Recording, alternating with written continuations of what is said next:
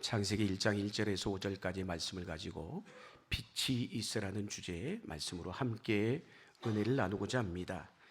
지난주에도 말씀을 드렸습니다만 하나님은 이 창조 사건을 통해서 하나님 당신이 누구이신지를 드러내셨어요. 그런데 중요한 것은 그럼에도 불구하고 하나님은 당신을 증명하려고 하신 게 아닙니다. 하나님은 결코 증명하실 필요도 없고 또 증명될 수도 없는 분이십니다. 무엇보다도 우리 인간에게는 하나님을 증명할 만한 탁월한 어떤 지혜와 능력이 없어요, 여러분. 할 수도 없어요, 여러분. 그래서 우리는 창조 사건의 이 말씀을 늘 읽고 또 묵상하고 대할 때마다 이야, 정말 하나님의 이 창조 사건은 너무나도 크고 오묘한 일들이구나 할 말을 잊을 수밖에 없는 것이죠, 여러분. 그러므로 우리는 이 창조 사건을 대하면서 이 말씀에 대해서 분석하고 평가하기보다는 늘 우리 믿음의 성도가 가져야 될 태도가 뭐냐? 겸손함인 것이에요. 문제는 근데 이 하나님의 창조의 사건을 제대로 우리가 감상하려고 하면은 무엇이 필요하냐? 지참해야 되는 꼭 필요한 안경이 하나가 있어요. 그게 뭘까? 따라합시다. 믿음의 안경입니다. 믿음이라는 안경이 반드시 필요하다는 것이에요. 히브리서 11장 3절 말씀 우리 같이 한번 읽겠습니다. 시작.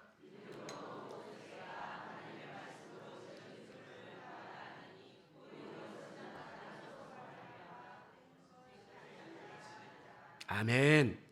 그렇습니다. 믿음이 없이 창세기를 읽으면 읽을수록 창세기 성경의 말씀은 허구투성이에요. 이야, 뭐 이런 허무맹랑한 얘기가 어디 있을까?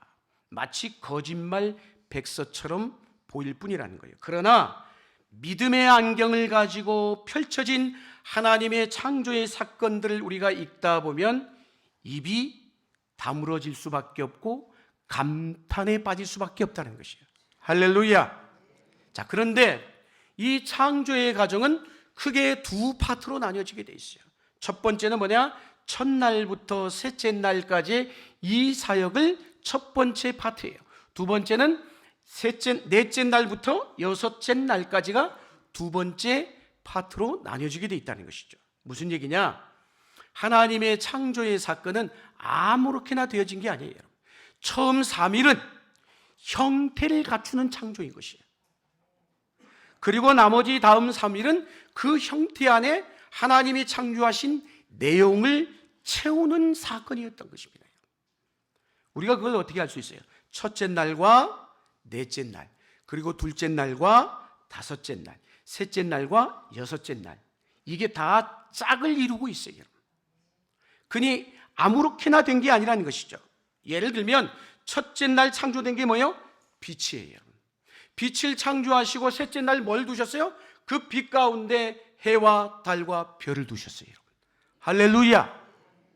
그뿐만이 아니죠. 둘째 날은 궁창, 물 위의 궁창, 물 아래의 궁창, 하늘과 물을 창조하셨어요.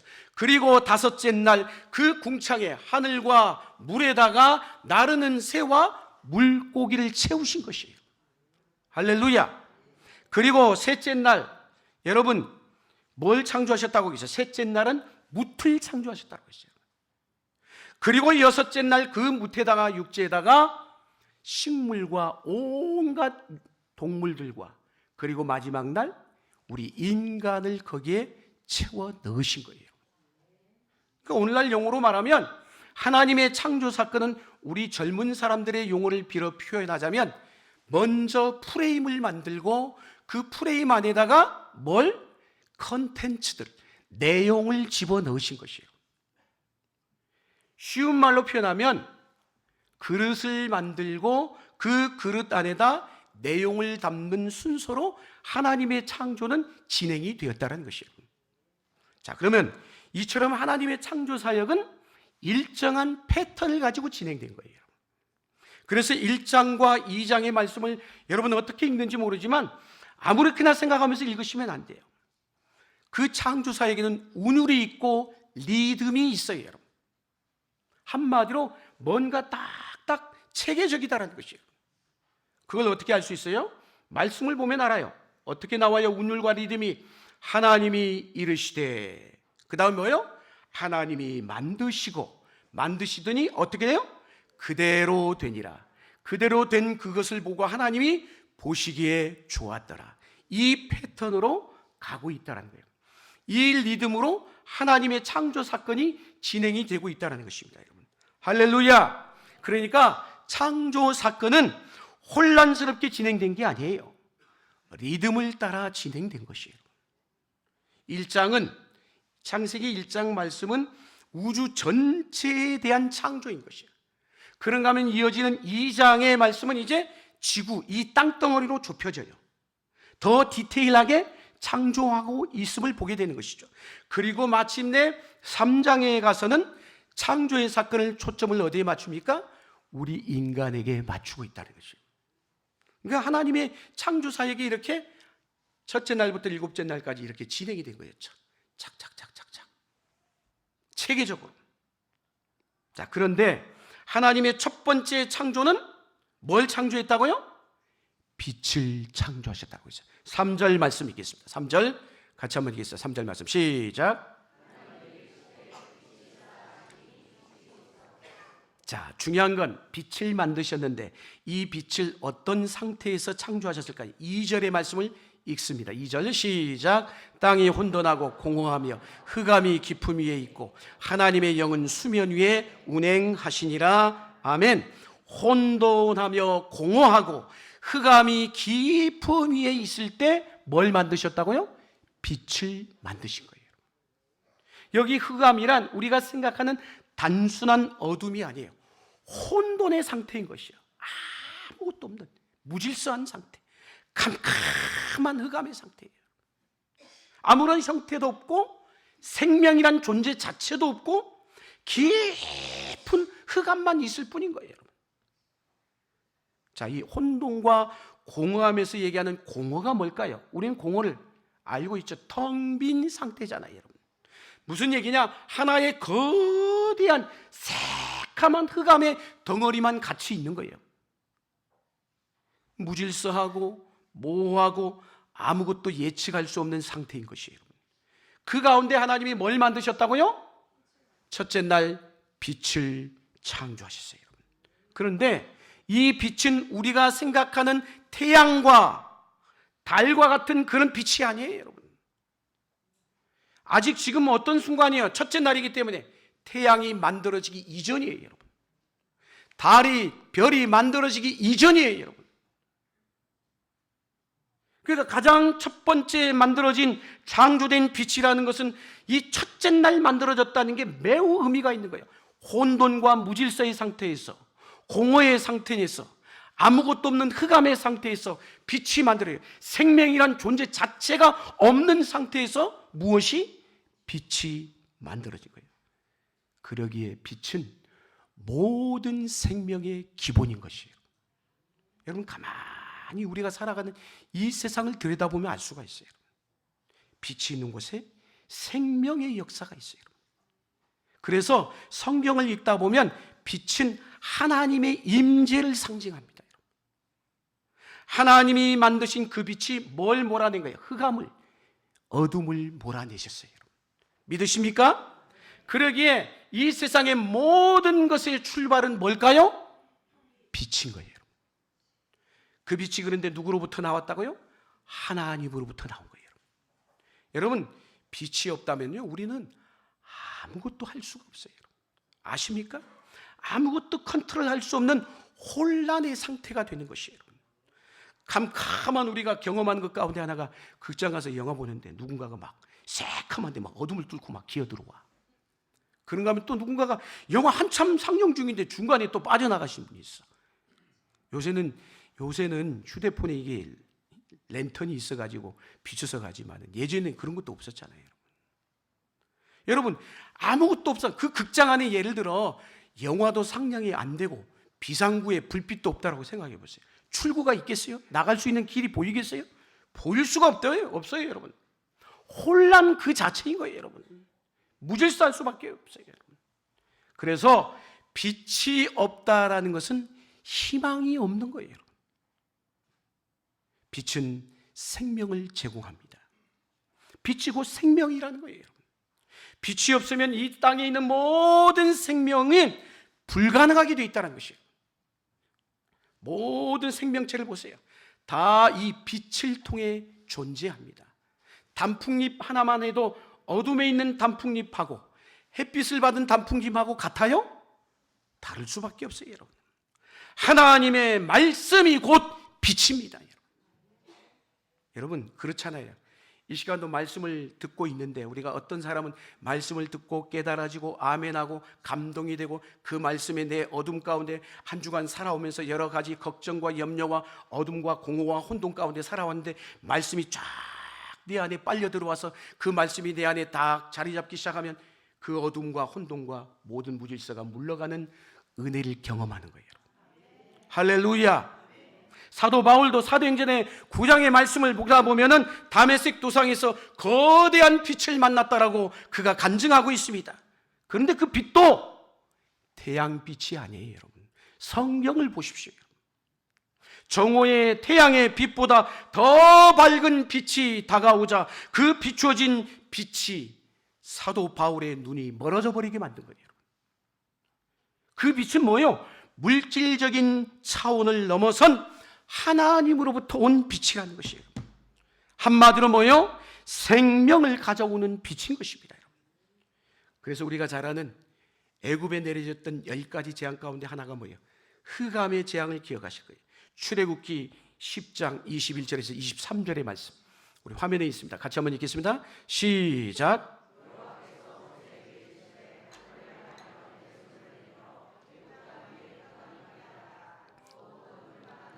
22절, 모세가 하늘을 향하여 손을 내밀매 캄캄한 흑암이 3일 동안 애굽 온 땅에 있어서 23절, 그동안은 사람들이 서로 볼 수 없으며 자기 처소에 일어나는 자가 없으되 온 이스라엘 자손들이 거주하는 곳에는 무엇이 있었더라?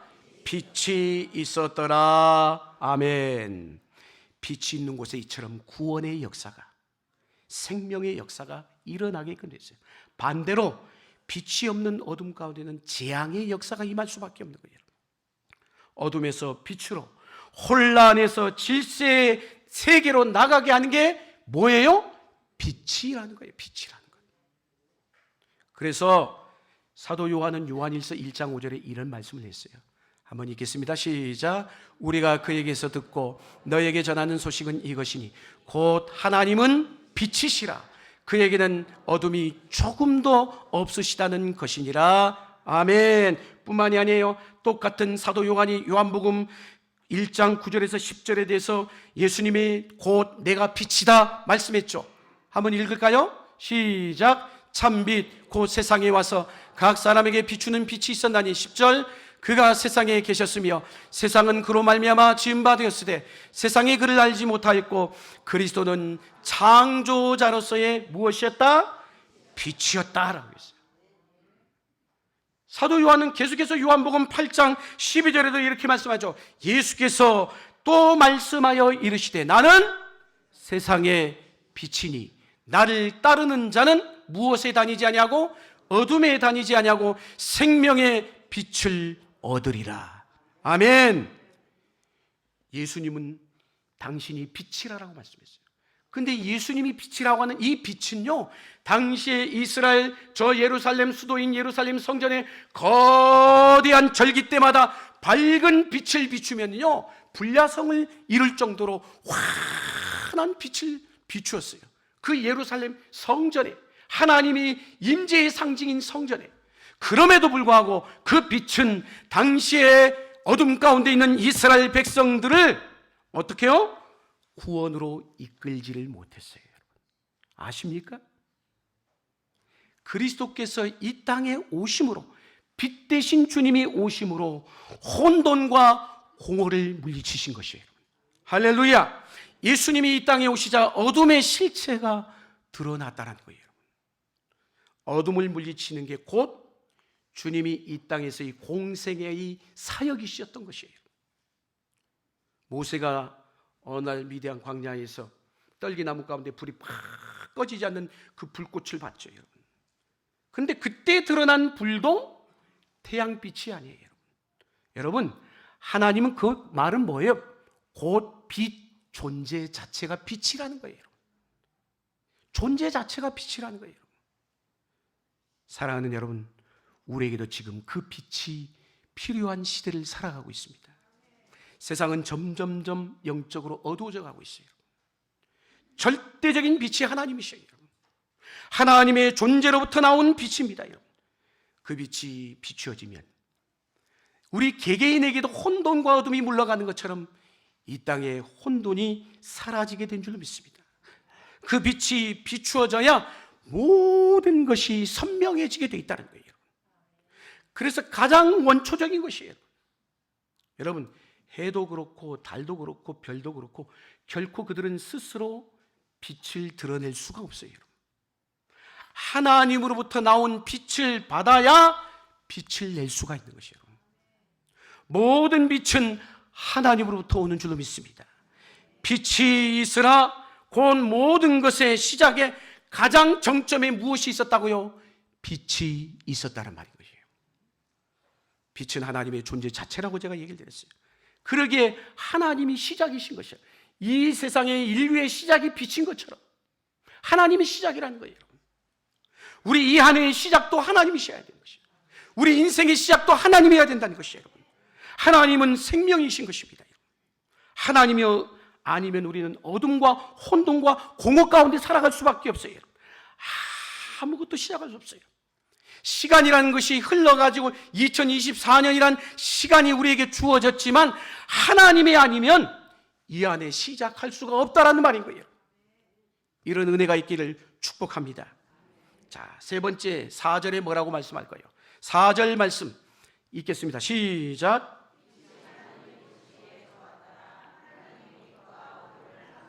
아멘. 여기 이 나눈다라는 동사는요, 하나님의 창조 사역에 있어서 굉장히 중요한 핵심적인 단어예요.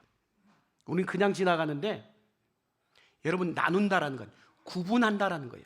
구분을 짓는 게 창조의 행위인 것이에요.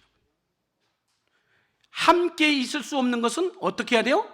나눠야 되는 것이에요. 하나님의 창조는 파괴가 아니에요. 우리 인간은 어때요? 자꾸 파괴하잖아요. 분리하고 분열시키고 나누고 찢어지게 만들고, 이게 인간이에요. 그러나 하나님의 창조는 파괴가 아닌 거예요. 여러분, 하나님의 창조는 구분 짓는 거예요. 그래서 하나님은 거룩하신 하나님인 거예요. 여러분, 있는 것을 나누십니다. 나눈다는 것은 무질서하고 형태가 없고 어둠의 것들을 구별하신다는 뜻인 것이에요. 여러분, 보세요. 여러분, 빛과 어둠, 땅과 하늘, 낮과 밤, 물과 땅, 물고기와 새 등을 나누셨어요. 여러분, 나누는 일을 통해 뭐 하신 거예요? 혼란한 것을 질서 있게 만드신 것이에요. 하나님은 질서를 매우 중요하게 여기신 거예요. 하나님이 당신의 아들 예수 그리스도를 통해 핏값으로 세운 교회도 질서가 있어야 되는 것이에요. 질서가 깨지면 공동체는 무너질 수밖에 없는 거예요. 창조의 사역은 곧 바로 그 질서를 바로 잡는 것이에요. 빛과 어둠을 나누는 일이 매우 중요한 일인 것이에요. 나눔을 통해 왜? 혼돈을 제거하셨다는 거죠. 빛과 어둠이 구분되지 않으면 혼란스러울 수밖에 없어요.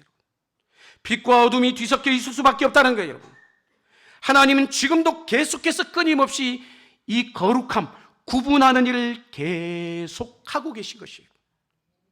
여러분, 빛이 드러나면 어떻게 되는 거예요? 어둠과 분리되게 돼 있어요. 하나님은 구분되는 것을 좋아하십니다. 너는 거룩한 믿음의 성도라, 내 백성이라. 신앙생활은 바로 그 빛된 거룩한 삶인 것이에요. 이 시대가 잃어버린 게 뭐예요? 거룩인 것이에요. 이전의 삶과 구별이 되는 거예요. 어두운 일과 빛 가운데서의 삶이 전혀 다르다는 것을 알게 되는 것이죠. 그래서 우리는 빛 대신 주님 가운데로 들어가면 어둠과 구분되는 삶이 우리 가운데 일어날 수밖에 없다는 거예요. 그래서 에베소 5장 8절에 사도 바울이 이런 말씀을 하고 있죠. 한번 읽겠습니다. 시작. 너희가 전에는 어둠이더니 이제는 주 안에서 빛이라, 빛의 자녀들처럼 행하라 라고 얘기했어요. 여러분, 빛과 어둠의 중간은 없어요. 여러분, 중간 상태로 신앙생활 하려고 하시면 안 돼요. 우리의 삶 가운데서도 애매하게 뒤섞여 있는 것이 있으면 하나님은 그걸 반드시 구분하신다는 거예요. 분리해야 되는 거예요. 아직도 우리 안에 어둠의 영역들이 있다면 분리해내야 됩니다. 이 안에를 시작하면서 어둠의 영역들이 있다면 떼어내셔야 되는 거예요. 빛과 어둠은 왜 함께 공존할 수 없기 때문이에요. 우리가 말씀과 기도 생활에 충실하다 보면 자꾸 어둠의 실체가 드러나는 것을 경험합니다. 여러분, 무지의 상태가 어둠인 것이에요. 깨닫지 못하고 사는 것, 말씀을 들어도 깨닫지 못하고 은혜의 자리에 있는데도 은혜를 못 받고 어둠인 것이죠. 우리 안에 이전의 구습들이 모두 다 어둠의 일들인 것이에요. 우리의 연약함, 우리의 상처들, 우리의 힘들게 하는 것들 다 어둠인 것이에요. 우리에게 무엇이 필요할까요? 빛이 필요합니다. 하나님이 필요하다는 거예요. 말씀에 빛 앞에 우리의 삶을 그래서 끊임없이 드러내야 돼요. 말씀 앞에 우리 자신의 어둠의 일들을 자꾸 노출시켜야 돼요. 하나님의 첫 번째 작품이 뭐였다고요? 빛이었다는 거예요. 왜? 혼돈을 제거하기 위해서, 어둠과 나누기 위해서. 그래서 이 주는 말씀이 시사하는 바가 크다라는 거예요. 두루뭉술하게 사시면 안 됩니다. 적당히 사시면 안 돼요. 애매함에서 우리는 벗어나야 하는 것입니다. 진리의 비단에서 점점 삶이 어두움에서 벗어날 수 있기를 주의 이름으로 간절히 축원합니다. 이어지는 5절 말씀 네 번째, 5절 말씀 같이 한번 읽겠습니다. 시작.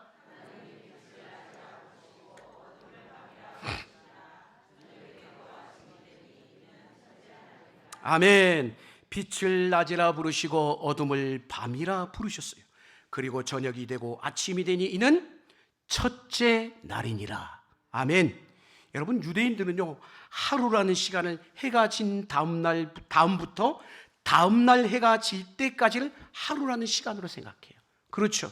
우리하고 전혀 달라요. 오늘날 우리는 하루가 24시간이잖아요. 여러분.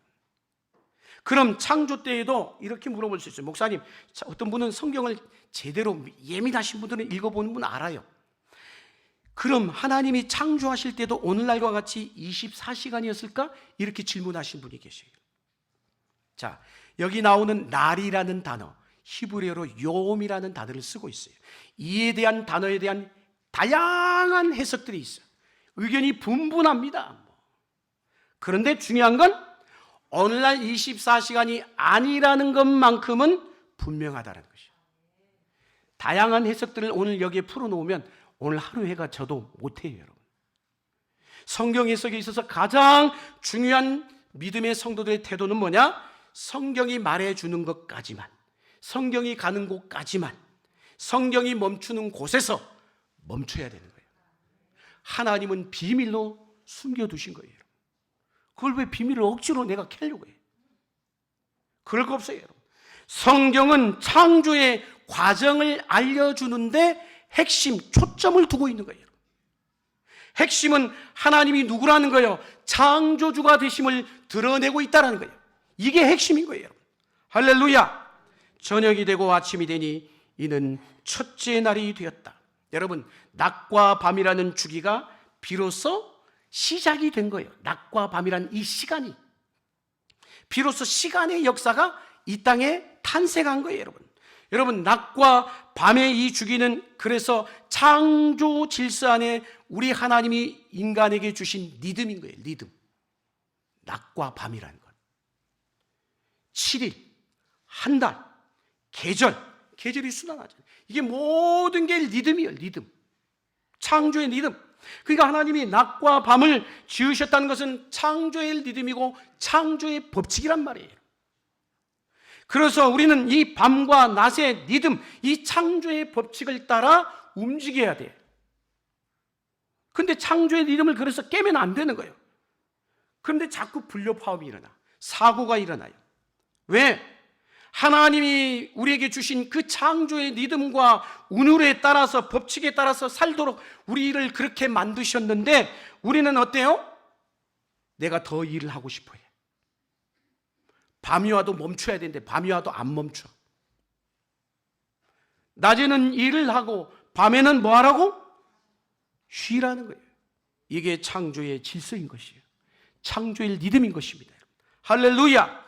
창조의 사건을 보면 하나님이 정해놓으신 경계선이 분명하다는 거예요.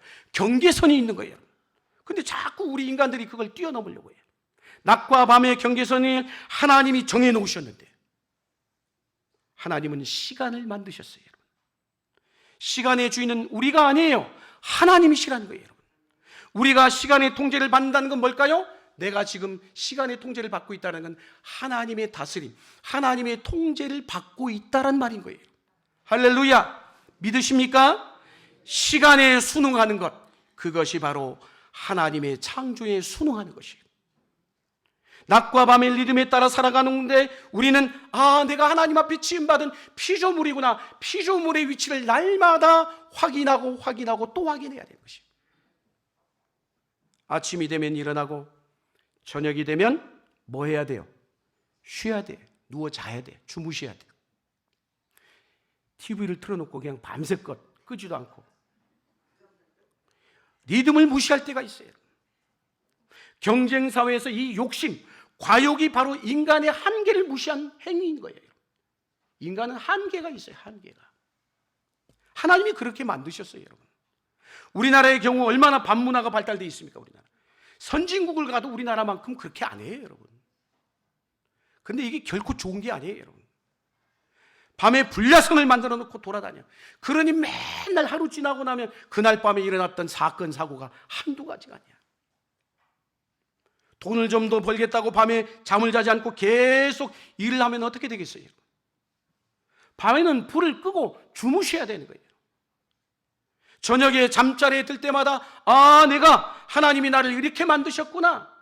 그래서 쉼을 주신 하나님 앞에 감사하며 내가 그러면서 하나님의 지금 잠자고 있다는 건 뭘까요? 쉬고 있다는 건 하나님의 창조의 사역에 동참하고 있다는 거예요.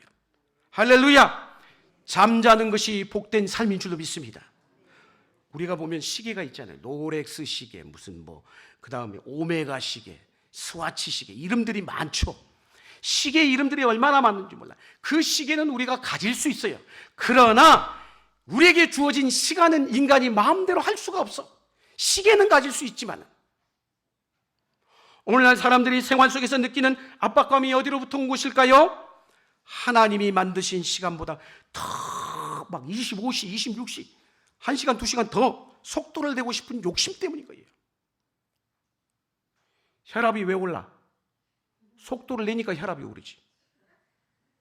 시간을 우리가 어떻게 컨트롤할 수 있는 문제가 아니라는 거예요. 시간을 조절하고 싶은 그 욕심을 내려놓아야 합니다. 시계를 발명한 지 벌써 600년 이상이 되었어요. 시계는 시간을 알리는 기계일 뿐인 거예요. 시계는 창조의 시간에 순응하여 돌아가고 있어요. 지금도 제가 돌아가고 있을 뿐인 거예요. 초반을 보십시오. 정확하게 움직입니다. 우리는 이처럼 시간의 제한을 받으며 살아갑니다. 밤이 지나면 반드시 또 다음날 아침이 오게끔 돼 있어요. 여러분. 치열한 하루를 살았다 할지라도 저녁은 반드시 온다는 거예요. 그러면 쉬어야 돼. 그것이 은총인 것이에요. 시간에 쫓기지 않고 살려고 하면 하나님의 창조의 리듬, 그 법칙을 지키고 사셔야 합니다. 인간의 욕심보다 하나님의 말씀에 순종하는 삶이 훨씬 더 지혜로운 삶인 줄로 믿습니다. 저녁이 되고 아침이 되니 이 말씀을 가슴에 새기십시오. 첫째 날부터 여섯째 날까지 반복되는 말씀이에요. 여러분. 하나님의 창조의 리듬에 따라 박자를 잘 맞춰 살 수 있기를 주의 이름으로 간절히 축원합니다. 마지막으로 창조의 방식은 우리가 알고 있다시피 말씀이었습니다. 뭐라고 얘기해요? 하나님이 이르시되 빛이 있으라 하시니 빛이 있었고, 빛이 있으라 형태가 어떤 형태예요? 명령형이에요. 명령형. 여러분, 어디에서도 볼 수 없는 광경이에요. 빛이 있으라 그런데 빛이 생겼어요. 이거 어디서 발견할 수 있어요? 아무 데서도 발견할 수 없는 거예요. 하나님에게만 가능한 일인 것이에요. 할렐루야. 하나님이 이르시되 말씀으로 창조하셨단 말인 거예요. 이게 창세기 1장에 10번이 나와요. 10번이. 하나님의 말씀에는 이처럼 능력이 있는 줄로 믿습니다. 하나님은 말씀하신 대로 이루어졌어요. 빛이 있으라 하시니 빛이 있었고. 3절을 보세요. 3절은 또 어떻게? 하나님이 이르시되. 하나님의 명령이다. 어떤 명령이요? 뭐뭐 하시니 있었고. 7절 하반절에 뭐라고 있어요? 그랬더니 그대로 되니라. 그대로 되니라. 모든 피조물은 하나님의 말씀으로 이루어졌습니다. 하나님의 능력은 말씀을 통해 나타난 거예요. 여러분, 예수님의 공생애 동안도 예수님이 어떻게 해요? 그런 말씀을 바람아 잠잠하라. 명령형이잖아요. 죽은 지 나흘이 된 나사로를 향해서 나사로야 나오너라 라고 했어요. 잠자고 있는 소녀에게 일어나라 달리다굼. 소녀여 일어나라 했잖아요. 38년 된 병자를 향해서 예수님이 뭐라고 했어요? 내 자리를 들고 일어나 걸어가라라고 했어요. 명령형이에요. 명령했더니 말씀이 곧 현실로 이루어진 것이에요. 이게 하나님의 말씀인 것이에요. 하나님의 말씀은 인간의 말과 달라요, 여러분. 인간은 어때요, 보면? 인간의 말은 전부 다 헛된 게 많아요, 여러분. 우리는 무수한 말들을 하루 동안 해야 됩니다. 대개는 보면 쓸데없는 말이에요. 전부 소음이야. 헛된 약속을 하고 공약을 남발해야 됩니다.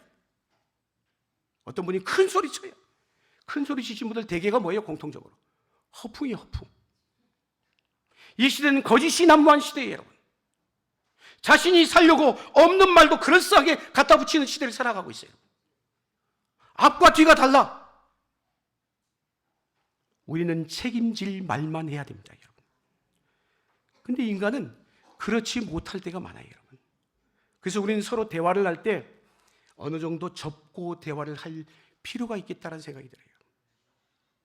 너무 사람을 믿지 마세요. 철석같이. 인간이란 존재가 그래요, 여러분. 그러나 하나님은 다릅니다. 하나님의 말씀 안에는 하나님의 권위와 권세가 담겨 있어요. 하나님의 말씀에는 공수표가 없다는 거예요. 하나님의 말씀에 귀를 기울여야 되는 건 그분의 말씀에 무엇이 있기 때문에? 능력이 있기 때문인 것이에요. 지금도 지금 말씀대로 돌아가고 있어요, 세상이. 하나님의 이 말씀을 능력을 이길 자가 아무도 없어요, 여러분. 오늘 우리가 살아가는 모든 것, 움직이는 우리의 동작 하나도 하나님의 말씀의 법칙을 벗어날 수가 없어요, 여러분. 우리는 말씀에 그래서 귀를 기울이고 이 말씀에 절대 순종해야 합니다. 하나님의 말씀을 따라 사는 것 그 자체가 복인 줄로 믿습니다. 하나님의 말씀 안에는 하나님의 지혜가 담겨 있기 때문에 하나님의 말씀의 능력은 지금도 유효한 줄로 믿습니다. 하나님의 말씀이 임하시면 창조의 역사가 일어납니다. 죽은 자를 살리는 일이 일어나고 없는 것을 있게 하는 역사도 일으키고도 남는 줄로 믿습니다. 우리의 믿음은 이 바로 말씀에 대한 믿음인 것이에요. 올 한 해 이 말씀을 따라가 보십시오. 기적을 맛보는 한 해가 될 줄로 믿습니다. 이 한 해 하나님의 말씀의 능력을 붙들고 살아가시는 저와 여러분 될 수 있기를 주의 이름으로 간절히 축원합니다.